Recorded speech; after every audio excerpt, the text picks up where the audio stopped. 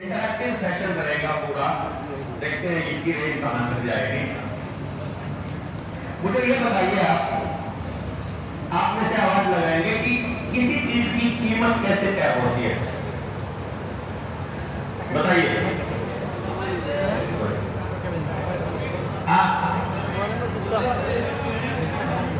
समय और मेहनत और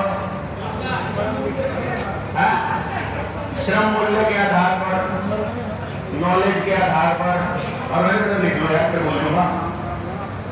देखो बड़े अच्छी बात आ रही है। एक ने कहा समय, एक भाई ने कहा श्रम, एक ने कहा और क्या कहा, नॉलेज।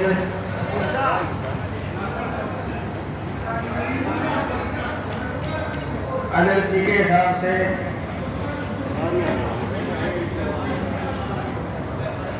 व्यावहारिकता के हिसाब से, परिश्रम, हाँ हो गया श्रम, जरूरत के हिसाब से। ये तो जरूरत वाले बाजार के हिसाब से है, डिमांड एंड सप्लाई है। इंसानियत दिल्ली के नेताओं लिखने में क्या हमारा वैसे में समझ बताई इंसानियत के हिसाब से कैसे इंसानियत अब चले गए भावना ऊर्जा के साथ डिपेंड अपॉन सिचुएशन। बताओ क्या चीज पाओगे? पद और नेटवर्क। आदमी के पास पद भी और नेटवर्क भी, उसी से आदमी का नजर आते हैं यार। क्वालिटी तो आजकल के लोगों की सोच हो रही है, तो डिपेंड अपॉन सिचुएशन के हिसाब तो बंदा की पद और पोस्ट ही पाएगा इसका नॉलेज। सॉरी क्या नाम है, चलिए इन्हीं में ले लेते हैं नेटवर्क। Network vision. अगर विजन का कैसे पेट्रोल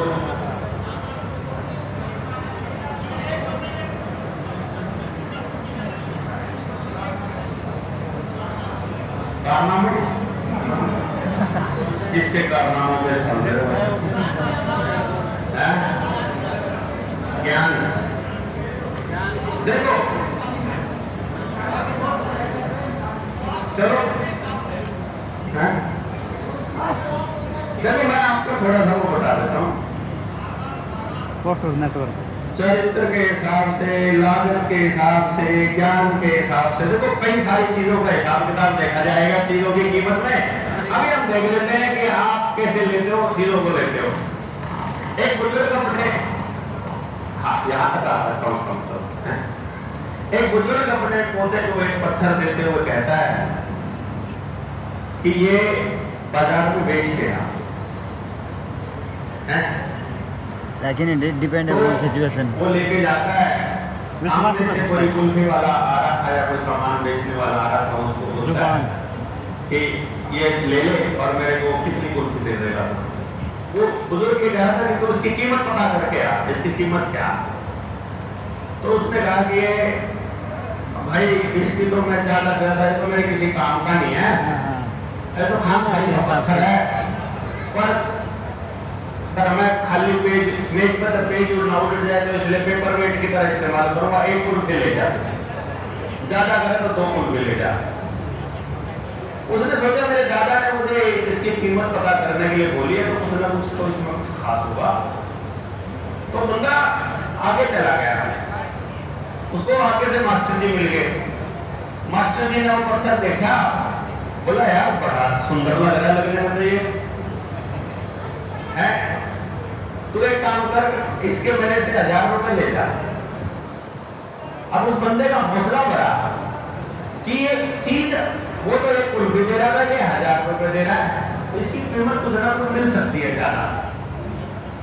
उसे कोई दूसरा आदमी बोला कि ये तो शायद कोई वो लग रहा है मुझे ना, हीरा टाइप का लग रहा है, तो किसी सुनार के पास ले गए।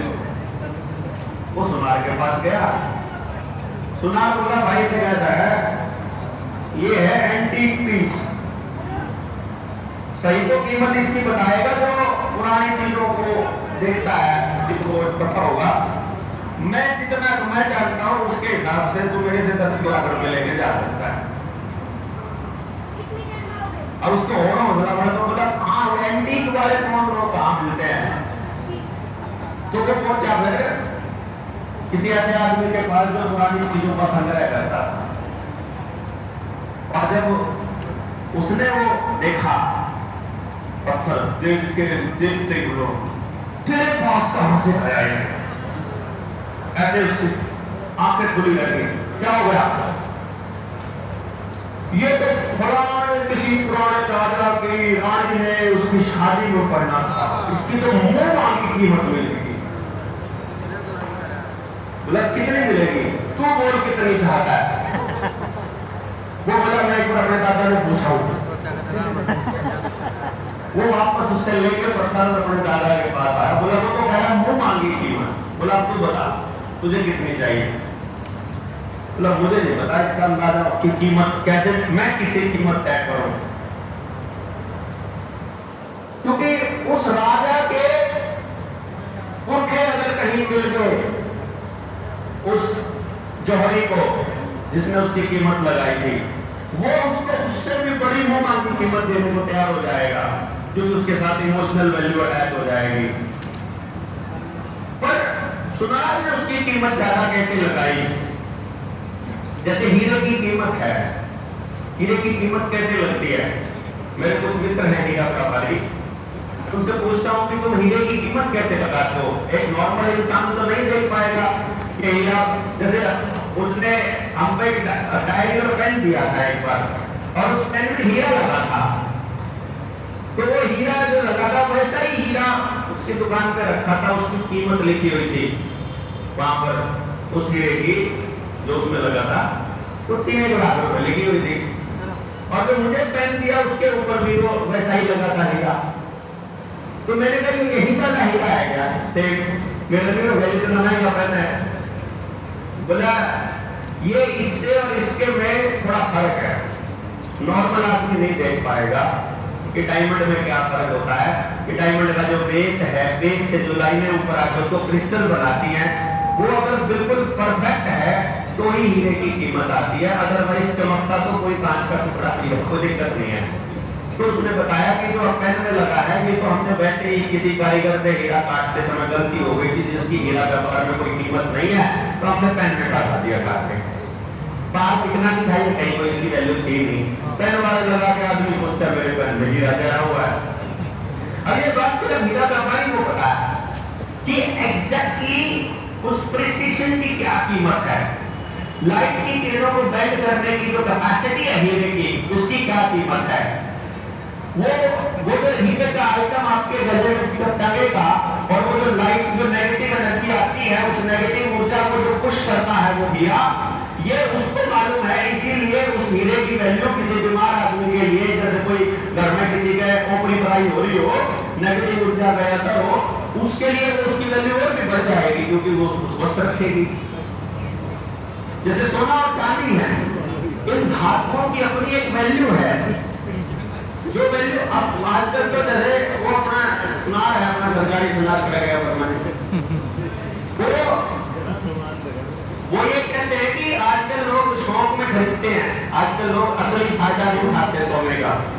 गोल्ड का असली फायदा है यदि आप उसको खा सकते हो, यदि आप उसे पी सकते हो और आप उसे पहन सकते हो। तो खाना पीना कैसे के दाल बना रहे उसमें सोना के दो, पानी उबाल रहे उसके अंदर दूध उबाल रहे उसमें सोने की अंगूठी डाल दो, अपनी चांदी की अंगूठी डाल दो, तो सोने और चांदी के गुण उसके अंदर आ जाएंगे।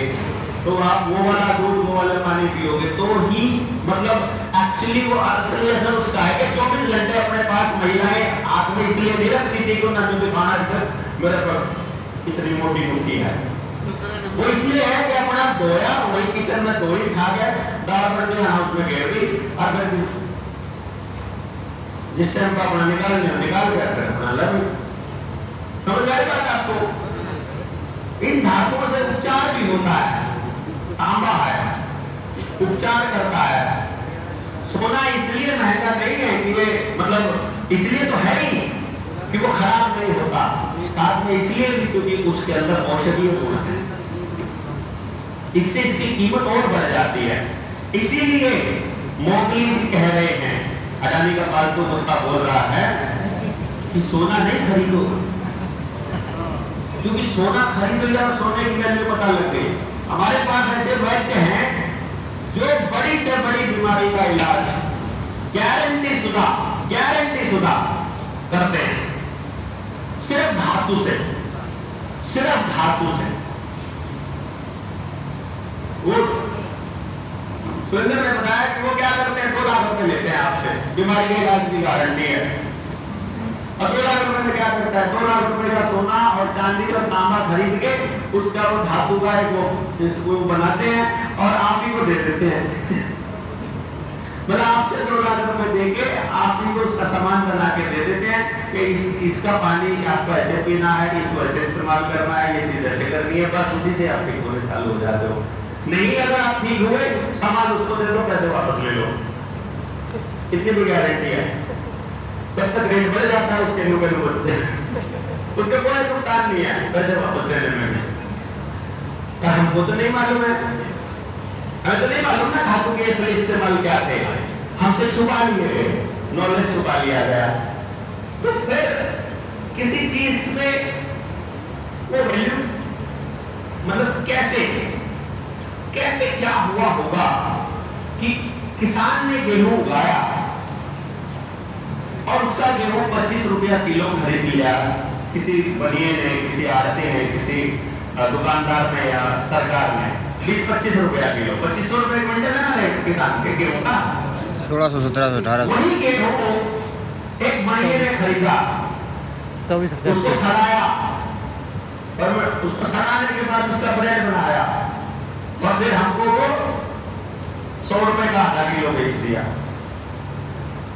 आता है ना आजकल आधा किलो का ब्रेड का पैकेट जो है 100 रुपए का आता है, तो कितने रुपए किलो हो गया, 200 रुपए किलो बन गया। उसने उस गेहूं में कुछ डाला, सड़ाया क्या उसको, यानी कि किसान के खेत से निकलने के बाद उस गेहूं की कीमत 25 रुपया किलो थी और उस बनिए की दुकान पर पहुंचकर वापस आपके घर तक आने में वो 200 रुपया हो गए। ऐड क्या किया उसने, एनर्जी ऐड कर दी।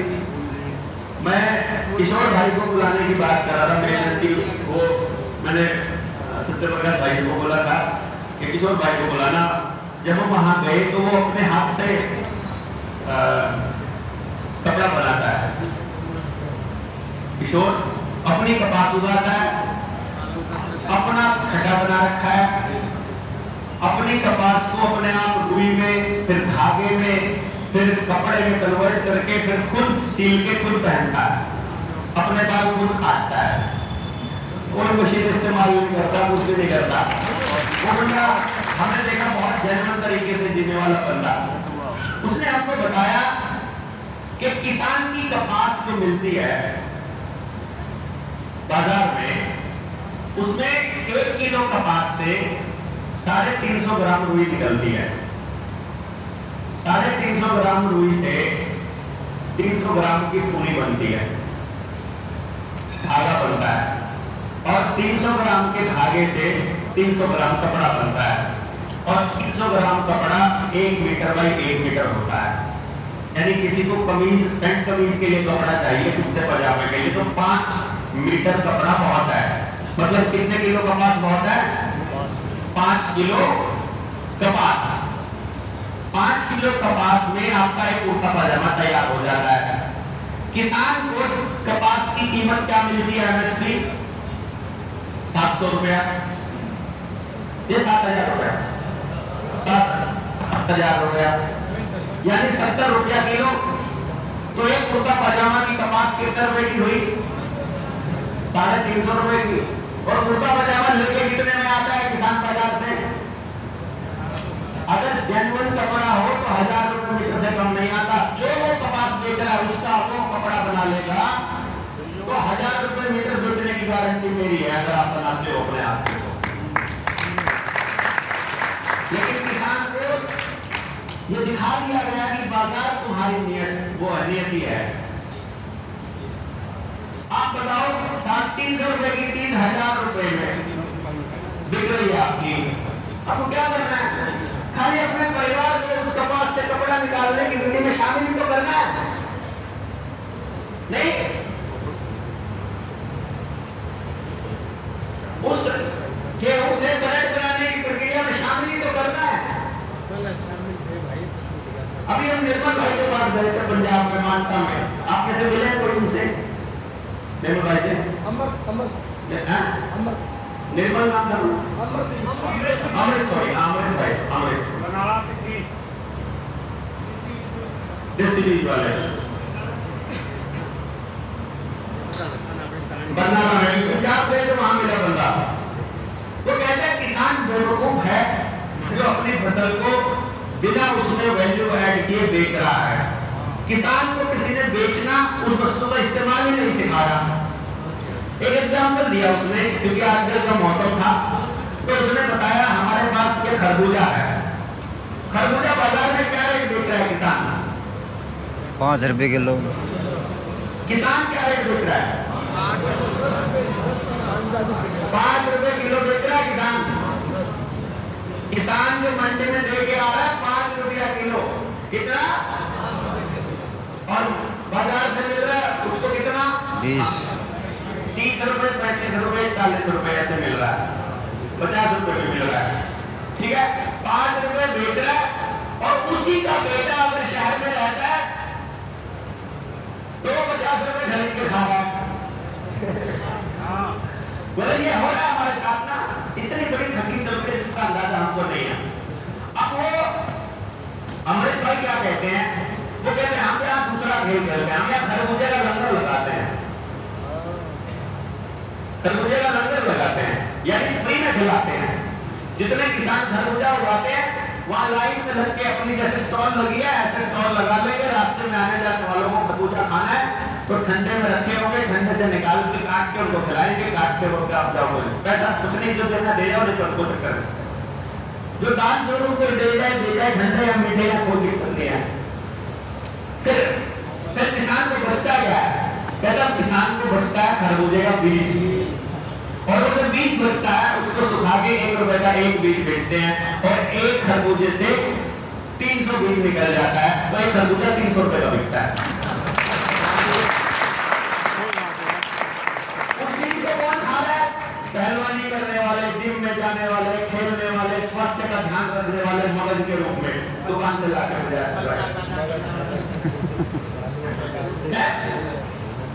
आई नहीं रहा, हमको काम करना ही नहीं आ रहा। सिंपल किसान को खाली काम करना सिखाना है, भाई कुछ नहीं करना है, उसको ये बताना है तुझे खेत में तेरे पास इतनी जमीन है, तेरे गांव के पास इतनी जमीन है, तेरे गांव की इतनी जरूरत है, पता करके लगाओ, अपने गांव में हिसाब लगा के देखो कितना कितना कितना कपड़ा चाहिए तुमको पूरे साल में, उसके लिए कितनी कपास चाहिए, उतनी कपास कितने एकड़ में हो जाएगी। लो जी, गांव की सारी जमीन सामूहिक मान लेते हैं।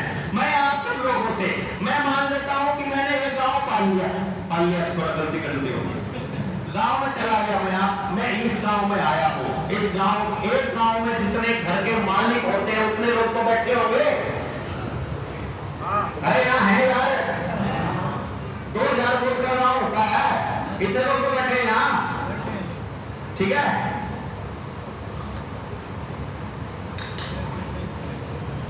मैंने इस गांव को समझा दिया कि हम सामूहिक एजुकेशन सिस्टम खड़ा करना चाहते हैं।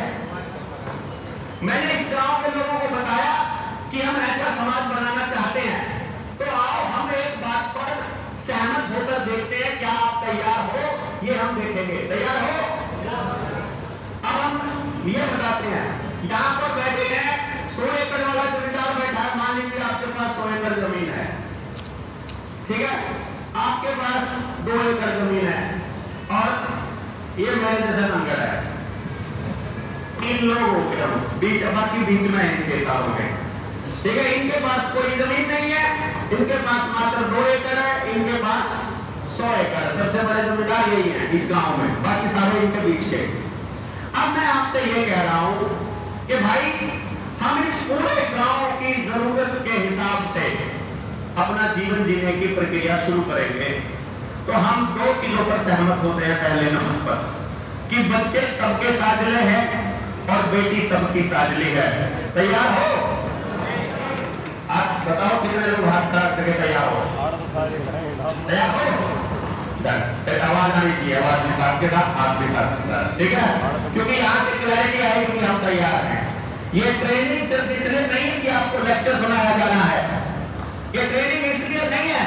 मैं आपको बता दूं, आप एक विशेष साइकिल में फंसे हुए लोग हैं, आप एक अंधेरे कुएं में फंसे हुए लोग हैं जिनको रास्ता नहीं मिल रहा है। और वो अंधेरे कुएं में फंसे हुए लोग किस तरह से काम करते हैं, सिर्फ आपको इतना पता चल जाए मुझे उस कुएं से निकालना है आपको, और कुएं से निकालना बहुत आसान है, बस एक जंप करना है, एक जोर का जंप और उसकी से बाहर।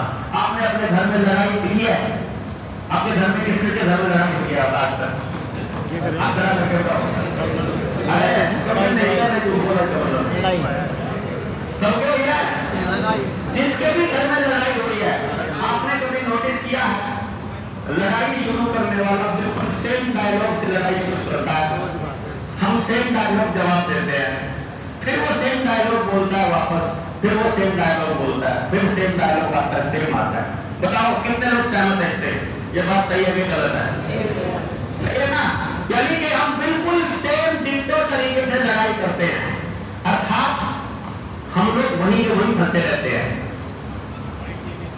बिल्कुल सुबह वैसे ही उठते हैं, वैसे ही पानी भरने का काम हमारे घर वाले करते हैं, वैसे ही डंगर ले जाने का काम हम लोग करते हैं, वैसे ही ड्यूटी पे जाने का हम करते हैं, वैसे ही नौकरी पर जाने का हम, फोन में लग कर फेसबुक देखने का, स्टेटस चेक करने का, फलाने का, टिपाने का, जो काम है हमारा सुबह उठते ही, अगर जिस आदमी को व्हाट्सएप स्टेटस चेक करने का है तो उठते ही सबसे पहले उठ ले गए, आज नहीं उठा, फोन खाने ऐसे आ जाएगा ऑटोमेटिक उसका हाथ, कुछ नहीं करना पड़ेगा उसे। इसका मतलब यदि आप बिना कुछ सोचे समझे उन चीजों का इस्तेमाल कर रहे हो, वैसे ही कर रहे हो जैसे रोज कर रहे हो, वैसे ही कर रहे हो जैसे रोज कर रहे हो, तो समझो आप उस साइकिल में फंस चुके हो। अब आप तब तक परेशान रहोगे, तब तक आपकी जिंदगी नरक जैसी बनी रहेगी, जब तक आप इस साइकिल से बाहर नहीं आओगे। इस साइकिल से बाहर आने का तरीका क्या है? इस साइकिल से बाहर आने का तरीका सिर्फ और सिर्फ एक ही तरीका है, अपने परिवार और अपने आप जिस जहां पैदा हुए हो उनके अलावा दुनिया में किसी 1, 2, 5, 10 लोगों के लिए कुछ करना पड़ेगा। कुछ भी करो चाहे, यानी कि बिना स्वार्थ, जिससे कुछ नहीं लेना है, जिससे कोई वास्ता नहीं है, जिससे कोई मतलब नहीं है, जो वापस हमारी मदद भी नहीं कर पाएगा शायद, सिर्फ ये सोचना भर है मन में कि मुझे इस सामने वाले व्यक्ति से कोई फायदा नहीं लेना, फिर भी मैं निस्वार्थ बिना किसी इच्छा के मैं इसकी मदद करूं। जिस दिन आपने ये सोच लिया कि ड्यूटी पे जाना था, देर हो रही है, लेकिन इस आदमी को मेरी जरूरत है, और मैं ड्यूटी अच्छी तरह से मदद करता हूं। जिस दिन आपने सोचा कि आज ट्रेनिंग में आना को चाहता हूं जनता सरकार मोर्चा के पर आने को नहीं मिला, छुट्टी नहीं मिल रही, उस दिन अपने दोस्त को कह दोगे कि स्टेशन कराओ तेरी नौकरी में तो जाऊंगा। समझ गए? यानी आप में से बहुत से लोग आए होंगे ऐसे विद्रोह करके, एक तो भाई बैठे ही हैं, कहते कितने सारे लोग बैठे हैं जो ऐसे ही कह के आए, जो एक बार कह के तो आ गए, लेकिन देखा मेरा में कुछ नहीं मिला, मैं फिर आ गए, अब कितना निकल के मेरा वो डरते थे पहले, पता नहीं क्या हो जाएगा, पता नहीं क्या हो जाएगा, कुछ हो जाएगी तो दिक्कत नहीं 1% की। वो साइकिल में फंसे हुए लोग, जैसे ही आप उस साइकिल से निकलोगे आपका दिमाग खुलना चालू होगा और आपको चीजें दिखनी चालू होंगी। तो अब मैं गांव के लोगों से ये कह रहा हूं, मुझे सिर्फ ये बताओ कि आप में से कितने लोग इस बात के लिए सहमत हैं कि हम सब के बच्चे साजले होंगे और हम सब की बेटियां साजली होंगी? बिल्कुल तैयार है जी? ठीक है, जो हाथ खड़ा नहीं कर रहे उनको बाहर निकाल दे पहले। जो से आप पिछली बार दिखा रहे हैं उतर के दिखा दो, पर मैंने जब तक वो मनाऊंगा ना मैं, भाई आपने हाथ खड़ा नहीं किया, इसका मतलब या तो आप साथ नहीं हो, या फिर जिसका हाथ यहाँ से यहाँ तक नहीं जाता, नाम ने कैसे बदल देगा भाई?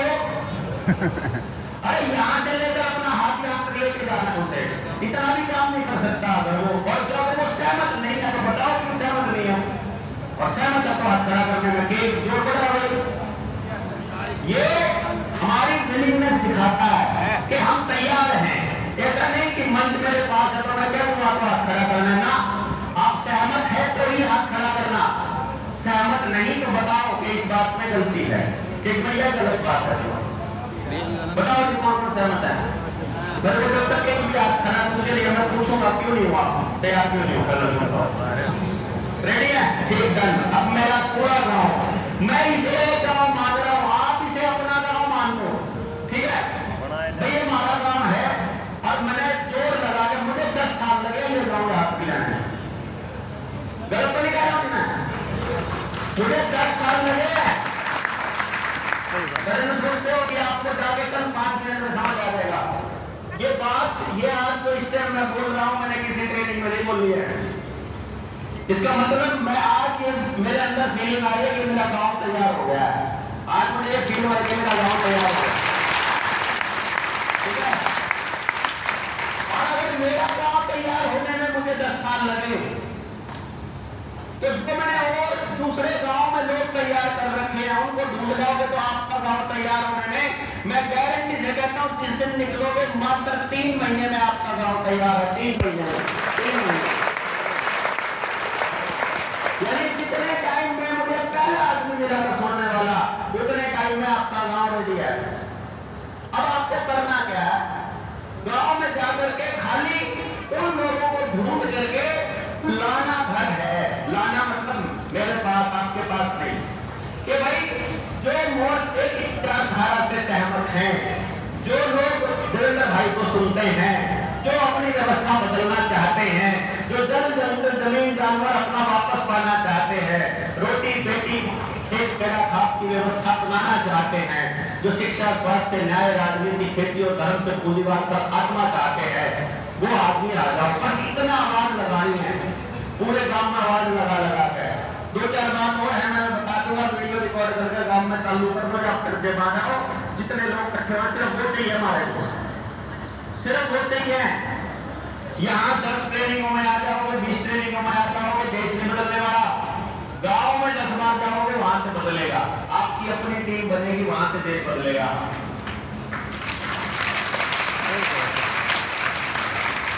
अब मेरा गांव तैयार हो चुका है।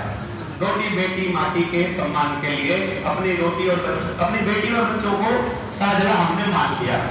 अब मैं एक ऑफर कर रहा हूं अपने गांव को कि जितनी पूरे गांव की जमीन है, सामूहिक और व्यक्तिगत, इसे हम गांव की जमीन मान लेते हैं। आपने पूरी जिंदगी बहुत फ्रस्ट्रेशन में, बुरे हालात में, अलग अलग तरह के माहौल में चीजें देख लिया। सत्ताओं के आगे काम करके, सत्ताओं के आगे रगड़े लगा करके, उनके आगे नाक रगड़ कर देख लिया। आपने देख लिया कि बाहर का कोई व्यक्ति आपके लिए कुछ नहीं करेगा। आपने देख लिया कि आपको ही करना पड़ेगा। जब आपको करना पड़ेगा तो आपको सबसे पहले अपने आप को मारना पड़ेगा। मारना पड़ेगा का मतलब ये है, यहाँ ये सारे तरह मरे हुए लोग होने चाहिए, जिंदा शहीद, जिसको मैंने कहा है जिंदा शहीद चाहिए। कि मैं मर गया, मेरी बॉडी को, मेरी आत्मा को, मेरे को कुछ नहीं चाहिए, मुझे कुछ नहीं चाहिए, मान लिया। ये मान करके हमने काम किया। अब हम अपनी अगली जनरेशन के लिए काम करना चाह रहे हैं।